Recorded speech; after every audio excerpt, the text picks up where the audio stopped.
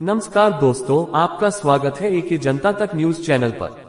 आज है 8 अक्टूबर 2024, दिन है मंगलवार की प्रमुख खबरों में इंदौर में डेंगू के बढ़ते मामले, मध्य प्रदेश में महिलाओं की सुरक्षा के लिए नई पहल, मेधावी छात्रों के लिए सरकारी योजना और भारत मालदीव की महत्वपूर्ण द्विपक्षीय बैठक शामिल है। जाने इन खबरों के बारे में विस्तार से। पूरी जानकारी के लिए वीडियो अंत तक देखें। तो आइए डालते हैं नजर आज की प्रमुख सुर्खियों पर।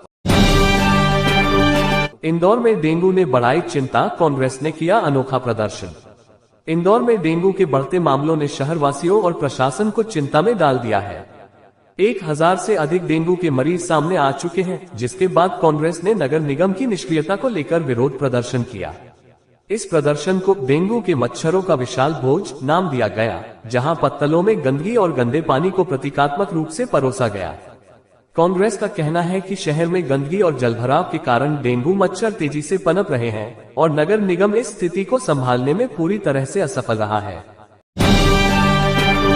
मैं हूं अभिमन्यु अभियान, महिलाओं की सुरक्षा की नई पहल। मध्य प्रदेश के सीधी जिले में महिलाओं के खिलाफ बढ़ते अपराधों को रोकने के लिए एसपी डॉक्टर रविंद्र वर्मा ने मैं हूं अभिमन्यु नामक अभियान की शुरुआत की है। इस अभियान के तहत दुर्गा पंडालों में नाटक प्रस्तुत किए जा रहे हैं, जिनके माध्यम से महिलाओं की सुरक्षा और उनके अधिकारों के प्रति जागरूकता फैलाने का प्रयास किया जा रहा है। कार्यक्रम में उपस्थित लोगों को शपथ दिलाई जाती है कि वे महिला अपराधों को रोकने में अपनी भूमिका निभाएंगे। मेधावी छात्रों के लिए एमपी सरकार की शानदार योजना, हर माह मिलेंगे 8000 रुपए। मध्य प्रदेश सरकार ने तेंदुपत्ता संग्राहकों के मेधावी बच्चों के लिए एक नई और महत्वपूर्ण योजना की घोषणा की है। राज्य लघु वनोपज संघ ने अपनी एकलव्य शिक्षा विकास योजना का विस्तार करते हुए इंजीनियरिंग, कानून, लॉ और मेडिकल कोर्स की कोचिंग के लिए विशेष भत्ता देने का प्रावधान किया है। ये योजना तेंदुपत्ता संग्राहकों, फर्म मुंशियों और लघु वनोपज समितियों के प्रबंधकों के बच्चों को लाभान्वित करेगी। जो छात्र 12वीं कक्षा में 60% से अधिक अंक प्राप्त करेंगे, उन्हें हर महीने 8000 रुपए की वित्तीय सहायता दी जाएगी, ताकि वे अपनी उच्च शिक्षा की तैयारी कर सकें। पद्मश्री से सम्मानित दुर्गा बाई व्याम बीजेपी में शामिल। पद्मश्री से सम्मानित आदिवासी कलाकार दुर्गा बाई व्याम अब बीजेपी में शामिल हो गई हैं। मुख्यमंत्री मोहन आदिवासी ने स्वयं उनके घर जाकर उन्हें पार्टी की सदस्यता दिलाई। दुर्गा बाई ने रानी दुर्गावती के प्रति अपने समर्पण और समाज की भलाई के लिए काम करने की इच्छा जताई, जिसे बीजेपी ने सराहा। उनका कहना है कि वह अब अपने कला और समाज सेवा के माध्यम से आदिवासी समुदाय के उत्थान के लिए पार्टी के साथ मिलकर काम करेगी। कन्या पूजन और बच्चियों पर अत्याचार, बीजेपी विधायक की चिंता। मध्य प्रदेश में बच्चियों के साथ हो रहे बलात्कार और हत्या की घटनाओं पर बीजेपी विधायक गोपाल भार्गव ने तीखी टिप्पणी की है। उन्होंने कहा कि एक तरफ हम दुर्गा पूजन और कन्या पूजन की बात करते हैं, जबकि दूसरी तरफ छोटी बच्चियों के साथ हो रहे घृणित अपराधों की खबरें पढ़ते हैं। भार्गव ने ये भी सवाल उठाया कि क्या इस सामाजिक परिदृश्य में हम सचमुच रावण दहन के अधिकारी हैं। उनका इशारा राज्य में महिला सुरक्षा की बिगड़ती स्थिति की ओर था। सेवा भारती ने 1100 कन्याओं का कन्या पूजन। भोपाल में सेवा भारती महावीर मंडल ने नवरात्रि के अवसर पर 1100 कन्याओं का कन्या पूजन किया। इस कार्यक्रम में मुख्यमंत्री डॉक्टर मोहन यादव, संघ के प्रांत संघ चालक डॉक्टर राजेश सेठी और प्रांतीय सचिव विमल त्यागी ने कन्याओं को उपहार दिए और उन्हें भोजन कराया।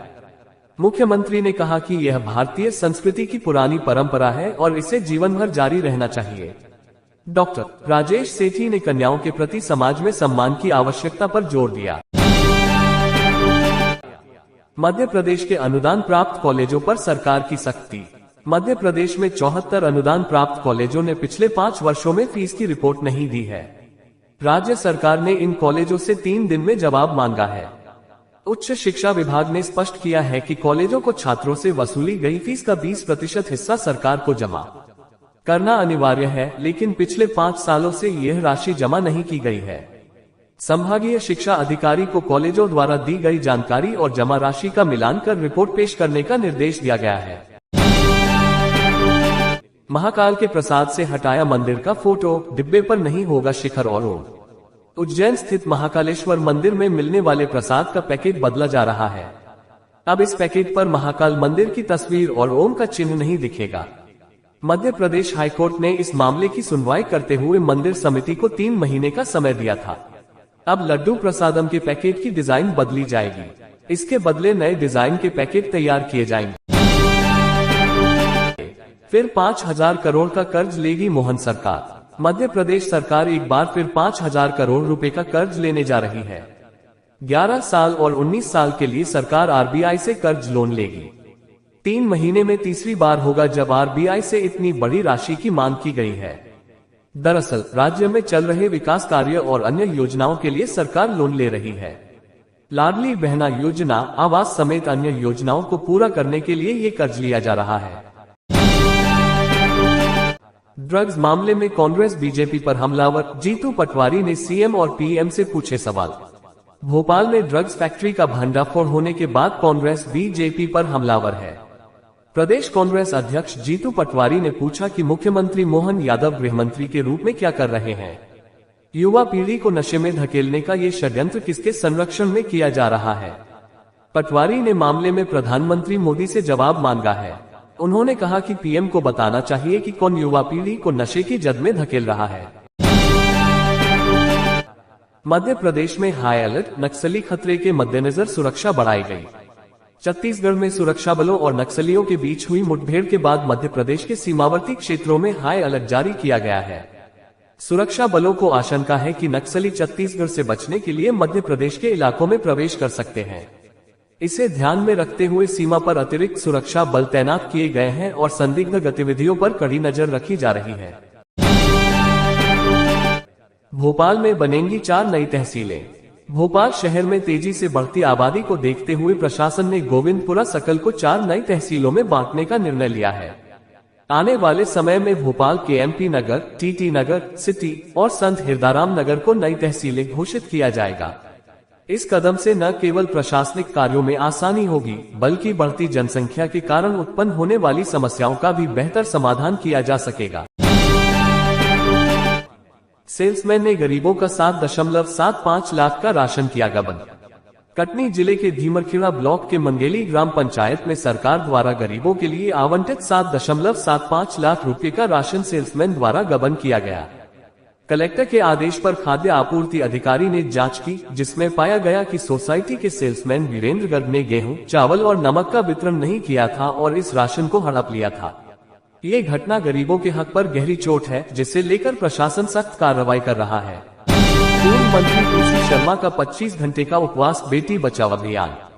मध्य प्रदेश में बढ़ते रेप और छेड़खानी के मामलों के खिलाफ कांग्रेस ने बेटी बचाओ अभियान छेड़ रखा है। इसके तहत पूर्व मंत्री पीसी शर्मा ने 8 अक्टूबर से 25 घंटे का उपवास करने का ऐलान किया है।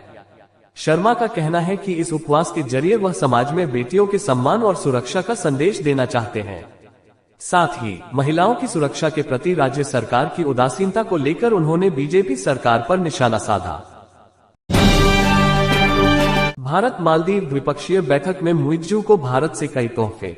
भारत मालदीव द्विपक्षीय समझौतों में मालदीव को मिला बड़ा सहयोग। भारत और मालदीव के बीच महत्वपूर्ण द्विपक्षीय बैठक में प्रधानमंत्री नरेंद्र मोदी और मालदीव के राष्ट्रपति मोहम्मद मुइज्जू के बीच कई समझौते हुए। भारत ने 3,000 करोड़ रुपए का करेंसी स्वैप समझौता किया, साथ ही 700 से अधिक सामाजिक आवास इकाइयों के निर्माण में मदद की।